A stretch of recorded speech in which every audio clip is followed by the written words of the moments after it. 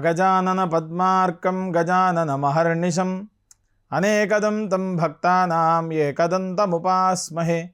వాగీషాద్యా సుమనసః సర్వార్థానాముపక్రమే. యన్నత్వా కృతకృత్యా స్యుః తం నమామి గజాననం. బుధం శ్రీనివాసం సుధర్మాత్వభాసం సుధాతుల్యవాక్సంగతం పాండురంగం. సుధీనాదమున్యాహ్వయం దేశికార్యం గురుశ్రీత్రయం నిత్యమేతన్నమామి. నమో బ్రహ్మాదిభ్యో బ్రహ్మ విద్యా సంప్రదాయకర్తృభ్యో వంశఋషిభ్యో మహద్భ్యో నమో గురుభ్యః. నారాయణం నమస్కృత్య నరం చైవ నరోత్తమం దేవీం సరస్వతీం వ్యాసం తతో జయముదీరయేత్. స్వస్త్యస్తు సదాం సన్మంగళాని సంతు. వక్తశ్చ శ్రోతॄణాం నిత్యం ఏకైకశ్లోకశ్రవణపఠనమాత్రేణ కలికల్మషాపనోదయ పటుతరే వేదకనకకథా ప్రస్తూయతే. వ్యాసాయ విష్ణురూపాయ వ్యాసరూపాయ విష్ణవే నమో వై బ్రహ్మనిధయే వాసిష్ఠాయ నమో నమః. ఈటీవీ లైఫ్ ఆధ్యాత్మిక ఛానల్ వీక్షిస్తున్నటువంటి ప్రేక్షకులకు స్వాగతం తెలియజేస్తూ, వేదసారంలో శ్రాద్ధ లక్షణం అనేటువంటి విధానం, శ్రాద్ధములు ఎన్ని, శ్రాద్ధం ఆచరించాల్సినటువంటి కర్త ఏ విధంగా ఉండాలి, శ్రాద్ధ ధర్మాలు ఏమిటి అనేటువంటి విషయం గురించి గత 2 ధారావాహికల నుండి మనం తెలుసుకుంటూ ఉన్నాం. అందులో శ్రాద్ధము అనగా శ్రద్ధతో చేసేటువంటి కార్యము అని. ఆ శ్రద్ధతో కార్యాన్ని ఎలా చేస్తున్నాడు కర్త అంటే, అక్రోధనై శౌచపరై సతతం సత్యవాదిభిః భవితవ్యం భవద్భిశ్చ మయా చ శ్రాద్ధ కర్మణి. క్రోధన అంటే ఏడుపు ఎక్కడ ఉండకూడదు. అక్రోధనై ఆశౌచం అనగా మడి అనేటువంటి దాన్ని పాటించాలి. మడి అంటే అక్కడ ఏదో పెద్ద పదంగా మనం తీసుకోకూడదు. మడి అంటే ఐసోలేషన్. అంటే సాధారణంగా ఒక వ్యక్తి తనకు తానుగా జాగ్రత్తగా ఉండడం, అంటే అవి ఇవి ముట్టకుండా తాను ఒక ప్రత్యేకమైనటువంటి శ్రద్ధతో కార్యాన్ని చేయడం, దానిని మడి అని అంటారు. ఇక్కడ చక్కగా ఉతికినటువంటి వస్త్రములు, వేడిగా ఉండేటువంటి పదార్థములు, శుద్ధిగా ఉండేటువంటి జలములు, ఇవన్నీ మడి అని. వీటితో చేసేటువంటిది శ్రద్ధగా కార్యాన్ని చేస్తున్నాడు కాబట్టి దాన్ని శ్రాద్ధము అని వ్యవహరిస్తూ ఉన్నారు. అయితే భవిష్యన్ మహాపురాణంలో శ్రాద్ధానికి సంబంధించినటువంటి అంశం, శ్రాద్ధం మొత్తం ఎన్ని రకాలు, అసలు ఏ ఏ కాలమందు శ్రాద్ధాన్ని ఆచరించాలి అనేటువంటి విధానమంతా కూడా మనకు ఈ శ్రాద్ధకర్మ సముచ్చయం అనేటువంటి గ్రంథం మనకు తెలుపుతూ ఉంది. ధర్మసింధు కానీ, నిర్ణయ సింధు కానీ, లేక పురాణాల్లో వచ్చేటువంటి కొన్ని భాగాలు కానీ, అగ్నిపురాణం కానీ, లేక విష్ణు ధర్మోత్తర పురాణం, విష్ణు పురాణం, బ్రహ్మపురాణం, బ్రహ్మాండ పురాణం, ఇలాంటివన్నీ పుస్తకములు, ఆ గ్రంథరాజ్యంలో ఉండేటువంటి నిగూఢమైనటువంటి రహస్యాలన్నీ మనకు పెద్దలు ఎల్లాజీయం కానీ, వెంకట సోమయాజీయం కానీ అనేటువంటి గ్రంథాలలో మనకు పేర్కొన్నారు. శ్రాద్ధాన్ని శ్రద్ధగా ఆచరించడం, ఏ తత్ దినం, దాన్ని తద్దినం అనేటువంటి శబ్దంతో కూడా పిలుస్తూ ఉన్నారు. అయితే ఈ శ్రాద్ధం ఆచరించడం వల్ల మనకి ఏంటి లాభం అనేటువంటి ప్రశ్న అందరిలో ఉంది. పోయినటువంటి వారి యొక్క గత స్మృతిని మనం తలుస్తూ, వారు మనకు ఇచ్చినటువంటి జన్మ కావచ్చు, లేక మనల్ని వృద్ధి కావడానికి మనకు తోడ్పడేటువంటి గురువు కావచ్చు, వారికి ఉత్తమమైనటువంటి సద్గతులు కలగడానికై మనము చేసేటువంటి విధి శ్రాద్ధ విధి. మరి ఇక్కడ సమర్పించినటువంటి పిండోదకములు, తిలోదకములు వాళ్ళు తీసుకుంటారా అనేటువంటి ప్రశ్న. ఈ భూమిపైన అనేకమైనటువంటి చరరాశులు, తర్వాత స్థిరమైనటువంటి పక్షుజాతులు, ఇవన్నీ ఉన్నాయి. చర స్థిర జంతువులు చాలా రకాలుగా ఉన్నాయి. అందులో ఎవరు ఏ భాగంలో మనకు ఉపయోగపడుతున్నారో తెలియదు. అయితే వృక్షములు కానీ, శిలలు కానీ, జన్మాంతరంలో మనకు ఏ రకమైనటువంటి సాంగత్యం వాళ్ళతో మనకు ఉన్నదో అనేటువంటి విషయం కూడా మనకు తెలియదు. మిత్రాని సఖ్య పశవశ్చ వృక్షౌ స్పృష్టాశ్చ దృష్టాశ్చ కృతోపకారాః జన్మాంతరే ఏ మమ సంగతాశ్చ తేభ్య స్వధా పిండమహం దదామి.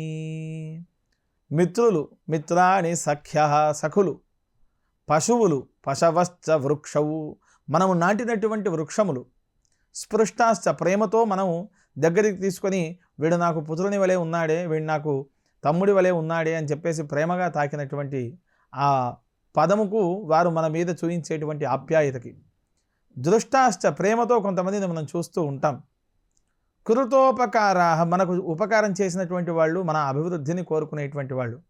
జన్మాంతరే ఏ మమ సంగతాశ్చ, వీళ్ళు ఏ జన్మలో మనతో సాంగత్యం చేసినారో తెలియదు, ఇప్పుడు మన దగ్గర ఉండేటువంటి పశువులుగానో లేక మనతో సహవాసం చేసేటువంటి బంధువులుగానో స్నేహితులుగానో వారు మనతో ఉన్నారు అంటే వారికి, అంటే మనల్ని గనక వారు పట్టుకొని ఉండి వారు విడిచిపెట్టిన తర్వాత వారికి మనం చేసేటువంటి కర్మని మనం శ్రాద్ధము అని అంటున్నాం.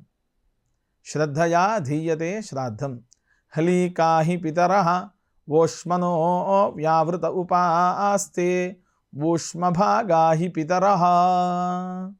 పితృదేవతా భాగంలో వాళ్ళు కూడా వెళ్ళిపోతారు. ఈ పితృదేవతలు వసు, రుద్ర, ఆదిత్య, మహతో అనేటువంటి రూపాల్లో మనకు వాయు రూపకంగా మనకు దర్శనమిస్తూ ఉంటారు. మనం ఎప్పుడైతే ఈ శ్రాద్ధ కర్మను శ్రద్ధగా ఆచరిస్తామో పితృదేవతల నుండి మనకు వరములు అనేటువంటివి వస్తాయి. అవి ఎలాంటి వరాలు అంటే మనం కోరుకోగానే మన దగ్గరికి వచ్చి పడేటువంటి వాహనాలు ఇంకా ఇతరత్ర ఏదైనా సామాగ్రియో అని కాదు. ఇప్పుడు చూడండి, పెద్దలు నడుచుకుంటూ వెళ్ళారు, వారి యొక్క పుత్రులు సైకిల్ మీద వెళ్ళారు, తర్వాత మోటార్ సైకిల్ వచ్చాయి. ఈరోజు ఎన్నో రకాల ప్రయాణ సాధనములు మనకు వచ్చినాయి. అంటే వారు ఎందులోనైతే ఇబ్బంది పడ్డారో ఆ ఇబ్బంది పడకుండా వారు మనకు చేస్తున్నారు అనే సహాయము అని అంటే పితృదేవతల యొక్క వరమే. మనకు ఎన్ని ఉన్నా అభివృద్ధి పథంలో మనం లేము అంటే అది పితృదేవత దోషమే. మరి దానికి ఏమి చేయాలి అని అంటే ఎక్కడికో వెళ్ళి ఏదో డబ్బు ఖర్చు పెట్టి చేయాల్సినటువంటి పనులు ఇక్కడ లేవు. శ్రాద్ధములు తనకు తానుగా ఆచరించాలి. శ్రాద్ధ కర్మను ఎవరికి వారే ఆచరించాలి.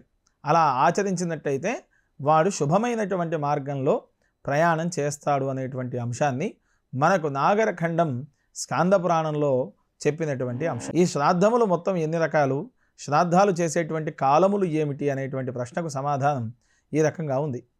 నిత్యం నైమిత్తికం కామ్యం వృద్ధి శ్రాద్ధం సపిండనం పార్వణం చేజేతి విజ్ఞేయం గోష్ఠ్యం శుద్ధ్యర్థమష్టకం కర్మాంగం నవమం ప్రోక్తం దైవికం దశమస్మృతం యాత్రాస్త్వైకాదశం ప్రోక్తం పుష్ట్యర్థం ద్వాదశ స్మృతం.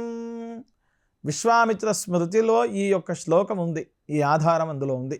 విశ్వామిత్రుడు చెప్పినటువంటి స్మృతి మనకు కలవు పరాశర స్మృతి, కలియుగంలో పరాశర స్మృతి అనేటువంటిది ఆధారం.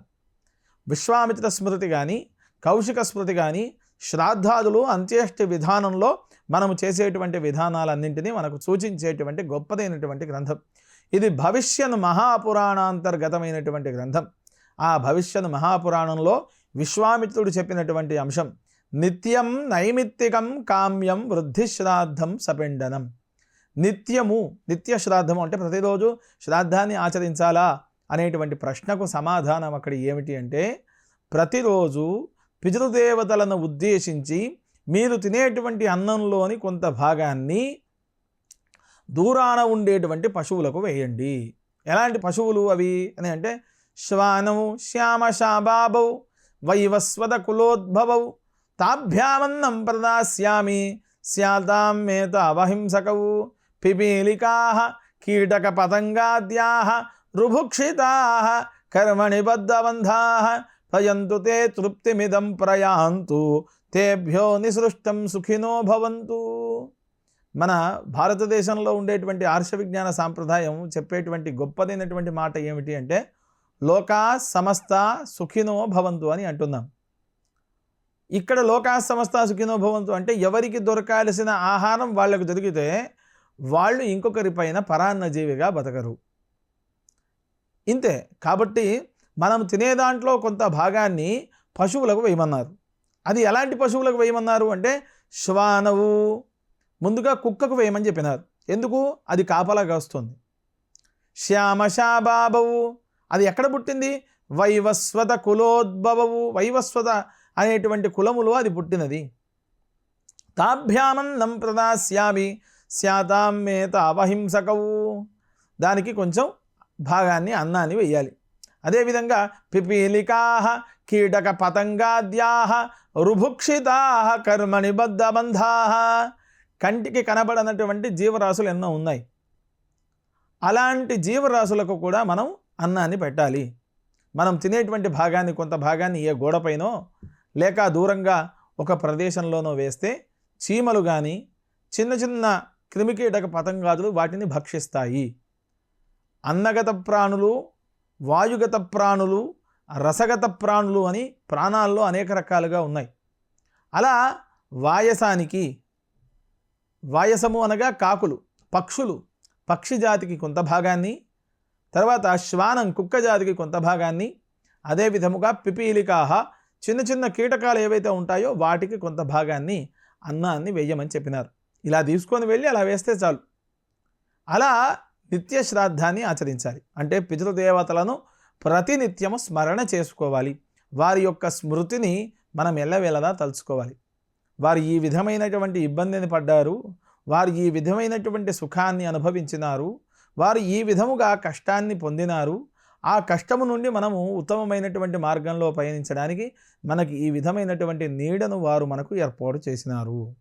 ఎలాంటి నీడలు అవి? వృక్షములు కావచ్చు, గృహములు కావచ్చు, లేక సమాజంలో మనం వెళితే వాళ్ళ స్మృతిగా మనల్ని కీర్తించేటువంటి విధానంలోనైనా కావచ్చు. కాబట్టి వారికి మనం ఎల్లవేళలా సదా స్మరణ చేస్తూ ఉండాలి. ఇది నిత్య శ్రాద్ధంలో మొట్టమొదటి అంశం. ప్రతినిత్యము చేసేటువంటి శ్రాద్ధాన్ని నిత్య శ్రాద్ధము అని అంటున్నాం. నైమిత్తిక శ్రాద్ధం, ఏకోద్దిష్ట శ్రాద్ధము అని ఒకటి ఉంటుంది.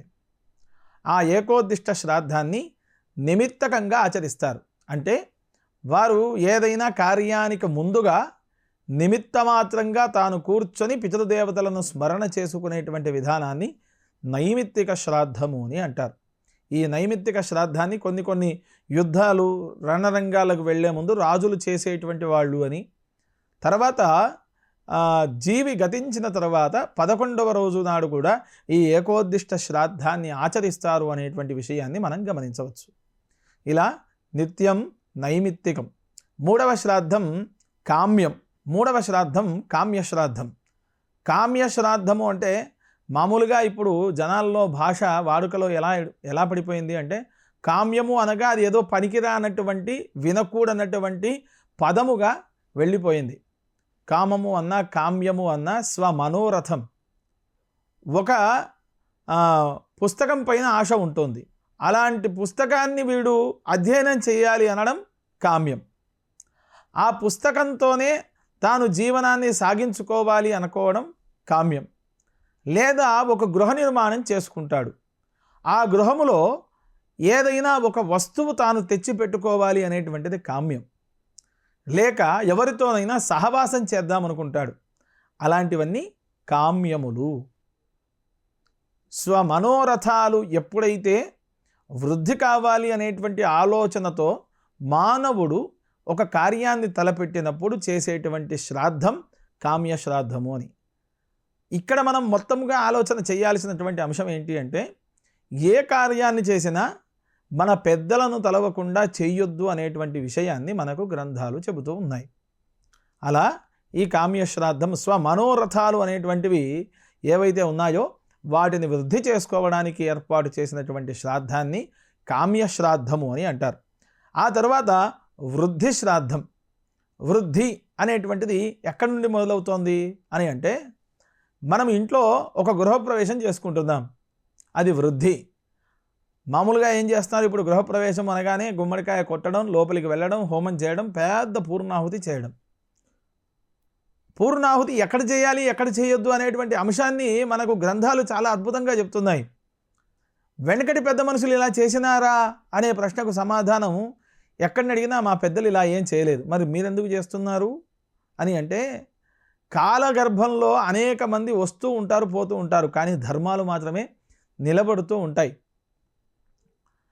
వ్రతబంధేచ మోక్షేచ పూర్ణాహుతిం నకారయేత్.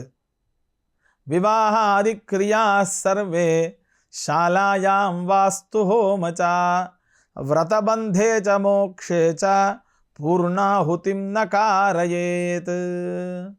వివాహములో కానీ, ఉపనయనంలో కానీ, గృహప్రవేశంలో కానీ, వ్రతబంధ హోమాలలో కానీ, లేక మానవుడు చేసుకునేటువంటి నైమిత్తిక కార్యాలు ఏవైతే ఉన్నాయో వాటికి సంబంధించిన హోమాలకు పూర్ణాహుతి నిషేధము.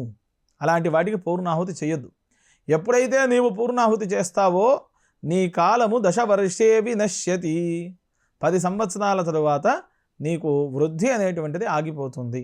కాబట్టి ఇల్లు ఎప్పుడు వృద్ధి కోరుకుంటూ ఉంది, వివాహం ఎప్పుడు వృద్ధి కోరుతూ ఉంది, సంతానోత్పత్తి, విద్య, ఇవన్నీ గృహస్థాశ్రమం చాలా గొప్పగా సూచిస్తూ ఉంది. అలాంటి వాటికి వృద్ధి శ్రాద్ధాన్ని ఆచరించమని చెప్పినారు. ఇక్కడ వివాహ కర్మలు కానీ, ఉపనయన కర్మ కానీ ఇలాంటివి చేసేటప్పుడు ఇవి వృద్ధి అనేటువంటి కార్యాన్ని మనం ఆచరిస్తూ ఉన్నాం. అలాంటి వాటికి వృద్ధి శ్రాద్ధాన్ని ఆచరించాలి. ఆ తర్వాత సాపిండీకరణము అని అంటున్నాం. సాపిండీకరణం అంటే ఏమిటి అనేటువంటి శబ్దానికి మనకు మామూలుగా పితృ, పితామహ, ప్రపితామహ ముగ్గురు, మాతృ, పితామహి, ప్రపితామహి అంటే వీళ్ళు బ్రహ్మ, విష్ణు, మహేశ్వరులకు తత్సమానమైనటువంటి రూపము వారు మనకు జన్మనిచ్చినారు. మరి వారిని పితృదేవతల్లో కలపాలి. మానవుడు పుట్టకముందు గర్భంలో ఉన్నప్పుడు పిండం, పుట్టిన తరువాత మానవుడు, చనిపోయిన తరువాత ప్రేత, పుట్టిన తరువాత లింగభేదం వస్తోంది. దేహము త్యాగం చేసిన తర్వాత లింగభేదం లేదు, శవము అని అంటున్నాం. దేహము రాకముందు గర్భములో ఉన్నప్పుడు పిండము అని అంటున్నాం. అండజములు, పిండజములు, రోమజములు, స్వేదజములు అని ఇలా జన్మలు అనేక రకాలుగా ఉన్నాయి. అందులో మనము గర్భము నుండి బయటికి వస్తూ ఉన్నాం. అలా వచ్చినటువంటి మనము పితృదేవతల ప్రసాదాన్ని మనం పొందాలి. ఎలా అంటే పితృదేవతలు అంటే తల్లిదండ్రులు బతికున్నప్పుడు వాళ్ళకి సేవ చేయడం ఒకటి, వాళ్ళు దేహత్యాగం చేసి జరిగిపోయిన తర్వాత వారికి పెట్టేటువంటి శ్రాద్ధములన్నీ ఉంటాయి. అది ప్రేత శబ్దంతో కేవలం 12 రోజులు మాత్రమే ఈ శ్రాద్ధాన్ని ఆచరించాలి. 12వ రోజు తర్వాత వాళ్ళు పితృదేవతా స్వరూపకంగా అయిపోతారు. ఈ 12వ రోజుని ద్వాదశాహము అని అంటున్నాం. ఇక్కడ కర్తలు ఎలాంటి వాళ్ళు ఉండాలి అనేటువంటిది ముందు భాగంలో నేను చెబుతాను. ఒక దోసపిండంగా చేయాలి. భూమి అంతా గోమయంతో అలికి ఒక దోసపిండాన్ని ఏర్పాటు చేసుకొని దర్భతో ఆ పిండాన్ని 3 భాగాలు చేసి తండ్రి యొక్క తండ్రి అంటే తాత, ముత్తాత, ముత్తాత యొక్క తండ్రి లేక నానమ్మ వాళ్ళ అత్త ఇలా ముగ్గురిని అక్కడ ఆవాహన చేసి సంగచ్చధ్వం సంవదధ్వం సంభోమనాంసి జానతాం దేవా భాగం యథా పూర్వే సంజానానా ఉపాసాతే. దేవభాగంలోకి వీళ్లను నేను అర్పణ చేస్తూ ఉన్నాను. అంటే ఎలా అని అంటే ప్రేతంగా ఉండేటువంటి ఈ ఫలానా వ్యక్తిని, పితృదేవతా స్వరూపకంగా ఉండేటువంటి ఈ వ్యక్తులనిద్దరిని నేను సంయోజనం చేస్తున్నాను. దానిని సాపిండీకరణము అని అంటారు. ఇది దేహత్యాగం చేసిన తర్వాత 12వ రోజు నాడు చేయాల్సినటువంటి కర్మ. అది ఎలా చేయాలి? అన్నమా, పిష్టమా, లేక ఇంకా వేరే వ్యవహారంలో తాను ఏ రకంగానైతే ఆచరిస్తారో వారి యొక్క వంశానుగతంగా వచ్చేటువంటి ఆచారాలను పాటించాలి. ముఖ్యం ఇక్కడ పూర్వము నుండి వచ్చేటువంటి ఆచారాలను విడిచిపెట్టి కొత్త వ్యవస్థకి వెళ్ళకూడదు. పూర్వము నుండి ఏ ఆచారాలు వచ్చినాయి అనేటువంటిది తల్లిదండ్రులతో ఉంటేనే తెలుస్తోంది. తల్లిదండ్రులు ఊర్లో ఉండి తాను ఇక్కడెక్కడో ఉండి పితృదేవోభవ మాతృదేవోభవ నేను నా తల్లిదండ్రులను ప్రేమిస్తాను అంటే అది మీకు ఎక్కడికి మంచి విషయం కాదు. వారి ద్వారా మనకు వంశంలో ఇంట్లో ఏవేవైతే కార్యాలు ఉన్నాయో వాటిని మనం శ్రద్ధగా ఆచరించాలి. దానిని సాపిండీకరణము అని అంటున్నాం. ఇతఃపరం ప్రేత శబ్దో నాస్తి. సాపిండీకరణం చేసిన తర్వాత ప్రేత అనేటువంటి శబ్దాన్ని మేము ఇకపైన పలకము. ఇకపై పితృదేవత స్వరూపకంగానే మేము మా పితృదేవతలందరిలో మా నాన్నని కానీ అమ్మని కానీ వాళ్ళని మేము ఎవరికైతే కర్మ చేసినామో వారిని మేము అర్చిస్తాము అనేటువంటి గొప్పదైనటువంటి భావంతో అక్కడ చేయాలి. అక్రోధనై శౌచపరై సతతం సత్యవాదిభి, ఎల్లవేళలా నిజము పలకాలి, బాధ ఉండకూడదు, అసూయ ఉండకుండా ఈ కార్యాన్ని ఆచరించాలి అని భాద్రపద మాసంలో వచ్చేటువంటి మహాలయ పక్షంలో ఈ శ్రాద్ధాలు మనం ఆచరిస్తూ ఉంటాం. అందుకు గాను ఈ శ్రాద్ధ కర్మల విషయం వేదవాక్య ప్రమాణంగా ఏ రకంగా ఉంది అనేటువంటి విషయాలను మనం తెలుసుకుంటూ ఉన్నాం. వృద్ధి శ్రాద్ధం, సపిండనం, ఆ తర్వాత పార్వణ శ్రాద్ధం. పార్వణము అంటే అమావాస్య రోజు కానీ పౌర్ణమి రోజు కానీ ఆచరించేటువంటి శ్రాద్ధాన్ని పార్వణము అని అంటాం. ఇక్కడ తల్లిదండ్రులను ఉద్దేశించి అన్నదానం చేయడము, లేక ఎవరికైనా ఏదైనా వస్తు సామాగ్రిని లేనటువంటి వాళ్లకు దానము చేయడము, ఇవన్నీ కూడా శ్రాద్ధము కిందకే వస్తాయి. ఆ తర్వాత గోష్ఠ శ్రాద్ధం. గోష్ఠి అనగా విద్వద్గోష్ఠి. ఏదైనా పుణ్యక్షేత్రానికి 10 మంది మేము కలిసి వెళతాం, వాళ్ళందరూ కలిసి ఒక కార్యాన్ని చేస్తారు. అది పితృదేవతా కార్యం కావచ్చు, లేక ఇంకా ఏదైనా కార్యం కావచ్చు. అక్కడ చేసేటువంటి గోష్ఠిలో చేసేటువంటి కార్యం కాబట్టి దాన్ని గోష్ఠ శ్రాద్ధము అని అంటారు. 8వది శుద్ధి శ్రాద్ధం. ఈ శుద్ధి శ్రాద్ధం ఎలా చేస్తాము అని అంటే వైవస్వత శాంతి కానీ లేక ఉదక శాంతి కానీ ఇత్యాది కర్మలను ఆచరించి పితృదేవతా స్మరూపకంగా ఇంట్లో ఉండేటువంటివన్నీ మనం శుద్ధి చేసుకొని ఆచరణలో పెట్టుకునేటువంటి విధానాన్ని శుద్ధి శ్రాద్ధము అని అంటున్నాం. ఆ తర్వాత కర్మాంగం నవమం ప్రోక్తం. కర్మాంగమైనటువంటి శ్రాద్ధాలు కొన్ని ఉన్నాయి. సోమయాగాలు, వాజపేయ యాగం, పౌండరీకము, అశ్వమేధం ఇత్యాది కార్యాలు చేసినప్పుడు కర్మాంగంగా ఒక శ్రాద్ధాన్ని ఆచరిస్తాం. ఆ శ్రాద్ధాన్ని మనం కర్మాంగ శ్రాద్ధము అని అంటాం. అక్కడ క్రతు, దక్ష అనేటువంటి సంజ్ఞికులు విశ్వేదేవతలుగా ఉంటారు. వారికి మనం అర్ఘ్యపాద్యాదులు ఇత్యాది అన్ని అర్చన ఇత్యాది కార్యాలన్నీ ముగించుకొని మనం ఈ శ్రాద్ధాన్ని చేస్తాము. కర్మాంగం నవమం ప్రోక్తం దైవికం దశమస్మృతం. దేవతిథులు ఉన్నాయి కొన్ని, అంటే ఉండేటువంటి తిథుల్లో ప్రతి తిథికి ఒక దేవత ఉంటారు. కానీ దైవతిథుల్లో మొట్టమొదటి తిథి సప్తమి. ఆ సప్తమి తిథి ఎవరికి అంటే భాను సప్తమి అని అంటాం మామూలుగా. అంటే ఆదివారం సప్తమి తిథి వస్తే అది భాను సప్తమి అని అంటాం. కానీ సప్తమి తిథి ఏకో అశ్వో వహతి సప్తనామా, సూర్యుడి యొక్క గుర్రానికి సప్తనామా అని పేరు.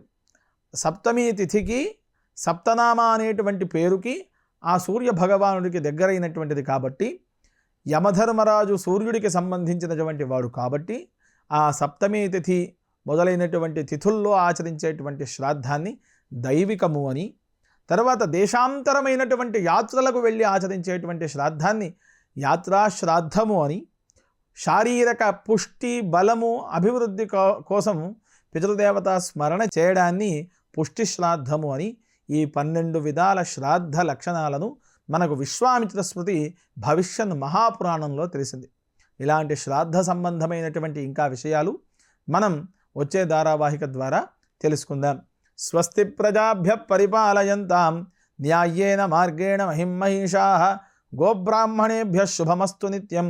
లోకాః సమస్తాః సుఖినో భవంతు. స్వస్తి.